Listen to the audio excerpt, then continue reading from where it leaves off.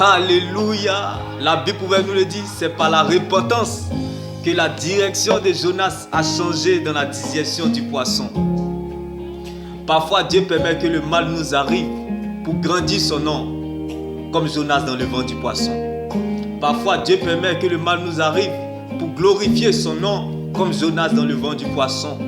Parfois, Dieu permet que le mal nous arrive pour que nous soyons des témoignages vivants pour la gloire de son nom, comme Jonas dans le ventre du poisson. Bien-aimé, ce que tu veux te conduira en enfer. Pour toi, pourtant, Dieu veut te garder auprès de lui. Dieu ne veut pas te perdre. C'est pour cela qu'il te préfère d'être dans cette situation comme Jonas dans le ventre du poisson. Car il est moins grave de perdre que de se perdre. Rien n'a perdre en Jésus. Tu peux tout perdre sans avoir rien perdu parce que tu demeures dans le véritable. Bien-aimé, le ventre du poisson n'a pas pu empêcher à Jonas, bien-aimé, de sortir plus que vainqueur.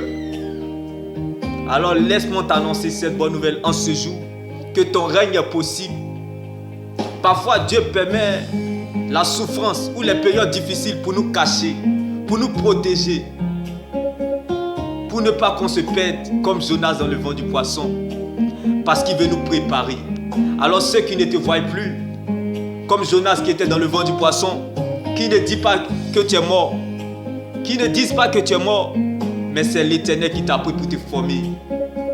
Tu as disparu de là où tu étais, tu vas réapparaître.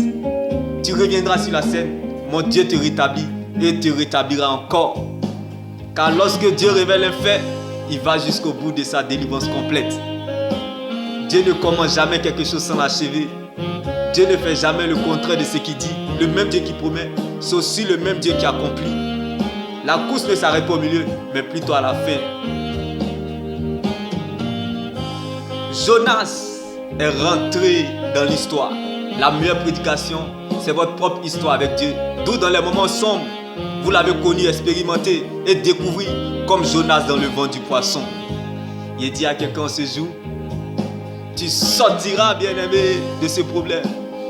Tu t'en sortiras de cette maladie incurable comme Jonas dans le ventre du poisson par ton obéissance. Car la venue du peuple dépend de son obéissance à Dieu. La venue d'une église dépend de son intercession. Les fruits que nous recherchons pour notre liberté dépendent de notre relation avec Dieu. Car c'est de notre relation avec Dieu que découle tout le reste.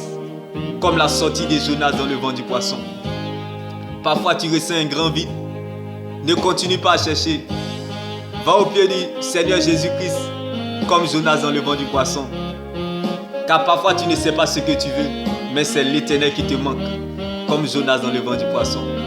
Demeure béni, que Dieu prenne la forme de ce qui te manque, comme Jonas dans le ventre du poisson. Je ne sais pas là où tu te situes, je ne sais pas pour toi, je ne connais pas ta situation. Mais ne cherche pas à savoir comment Dieu va le faire, mais cherche plutôt à savoir que Dieu va le faire, comme la sortie de Jonas dans le ventre du poisson. Mon Dieu te justifiera, non pas parce que tu as raison, mais parce que tu es sa raison, comme la sortie de Jonas dans le ventre du poisson. Il dit à quelqu'un, mon Dieu te rétablit et te rétablira encore. Que les gens veuillent ou pas, que les gens t'aident ou pas, que les gens interviennent ou pas, Dieu le fera pour toi. Dieu se souviendra de toi. Dieu fera par toi, pour toi, sans toi, comme Jonas dans le ventre du poisson. Car ce qui t'attend est plus grand que ça, ce qui arrive est mieux que ça. Ce que tu ne sais pas est plus grand que toi. Jonas ne voulait pas être un pont entre Dieu et les humains. C'est pour cela qu'il s'est retrouvé dans le ventre du poisson. Ma prière pour toi, pour que Dieu prenne la forme de ce qui te manque. Bien-aimé, donne ton Isaac à Dieu, afin que Dieu prenne la forme de ce qui te manque. Si tu donnes ton temps à Dieu, le temps de Dieu t'appartiendra.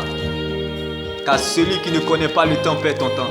Celui qui ne connaît pas ton temps gâche ton temps, gaspille ton temps.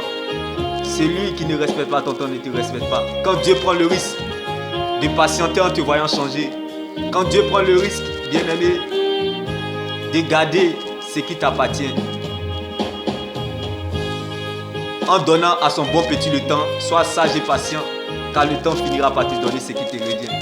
Dieu n'est pas un généraliste, mais plutôt un spécialiste dans le domaine. Demeure béni, shalom.